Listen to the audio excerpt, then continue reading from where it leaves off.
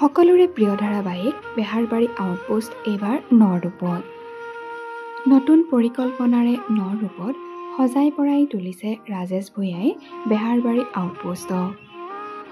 পূৰ্বৰ আধা ঘণ্টাৰ পৰিৱৰ্তে 1 ঘণ্টাকৈ সকলোৱে চাব পাৰিব সকলোৰে প্ৰিয় ধাৰাবাহিক বেহাৰবাৰী আউটপোষ্ট।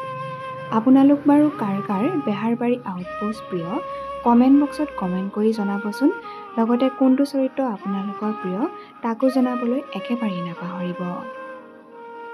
বেহাৰবাৰী আউটপোষ্টৰ নতুন ৰূপক লৈ কে ছাৰ ওৰফে অভিনেতা সিদ্ধাৰ্থ শৰ্মাই কি ক'লে শুনিলে আপুনিও আচৰিত হ'ব।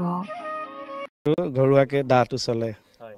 এতিয়া আপোনাৰ ৰেঞ্জত এক ফুলি থকা আৰু মানুহ আহি গ'ল বেহাৰবাৰীত। তাকে এতিয়া বেহাৰবাৰী টক্কৰ হ'ব আৰু আজিৰ পৰা ৰাইজে উপভোগ কৰিব পাৰিব আৰু ৰাইজৰ আচলতে সেই উৎসাহটোৰ কাৰণেই চিৰিয়েলখন ইমান দিন চলি আছে আৰু এতিয়া 1 ঘণ্টাকে হ'ব, 1 ঘণ্টাকে 8টাৰ পৰা 9টালৈ টিভিত যেন বেহাৰবাৰী আউটপোষ্টখন উপভোগ কৰে।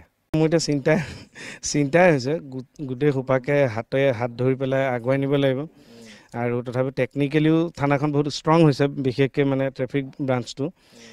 মোৰ ক'ৰবাত অকণমান জপৰা খান্দি পিয়ৰ অসমীয়া মানে উস্তাদিটো মাৰি ক'ৰবাত মই অলপ শোলঠেকতো পৰিছোঁ ছাৰৰ ওচৰত, প্ৰীতম ছাৰৰ। কিন্তু আমাৰ কৰি খুবেই ভাল লাগিছে আৰু বহু দিনৰ মূৰত কৰিছোঁ, এটা বিৰতিও ল'লোতো, গতিকে বিৰাট ভাল লাগিছে চব মানুহ গোট খাই যোৱাৰ কাৰণে।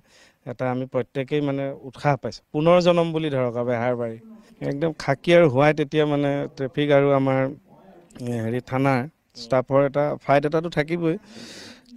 ঘপকে কিবা কেছত পেলাই দিব পাৰে, তেনেকুৱা কিছুমান সিহঁতৰ মাজত ষড়যন্ত্ৰ চলে, যিটো ষড়যন্ত্ৰ মই উফাৰাই আকৌ মই ষড়যন্ত্ৰ কৰিম সিহঁতৰ, সেইবোৰতো থাকিবই কিবা কিবি। যিটো বস্তু আমি জানো যে সামাজিকভাৱে ট্ৰেফিক ৰুল মানিব লাগে, কিন্তু আমাৰ মাজতে হাঁহি ধেমালিৰ মাজেদি সেইখিনি মানুহক সজাগ কৰি দিয়া যাব। বেছি ভাল কথা ক'লেও মানুহে বেয়া পায়তো, হাঁহি ধেমালিৰ মাজেদি ক'লে মানুহে অলপ ঘৰত কথাটো পিছত ভাবে মানে যে এইটো ঠিকেই ক'লে। এটা চিৰিয়েলখন হয়তো ক'ৰবাত ভাগিবলৈ ওলায়ো আকৌ জোৰা লাগি যেন বেছি মজবুত হৈছে এনেকুৱা লাগিছে।